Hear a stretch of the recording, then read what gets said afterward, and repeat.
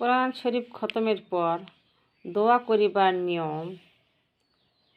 কোরআন শরীফ খতমের পর সূরা ফাতিহা ও প্রথম পারার আলিফ লাম মিম হইতে এই আয়াত মুফলিহুন পর্যন্ত পড়িয়া খতম শেষ করিবে। তারপর নিম্নের দোয়াটি পাঠ করিবে ইনশাআল্লাহ, তাহলে আপনার কোরআন খতম হয়ে যাইবে। কোরআন শরীফ খতমের পর কাকুতি মিনতি সহকারে একাগ্রচিত্তে আল্লাহর দরবারে দোয়া করিবে। দোয়া কবুল হওয়ার ইহাও একটি বিশেষ সময়।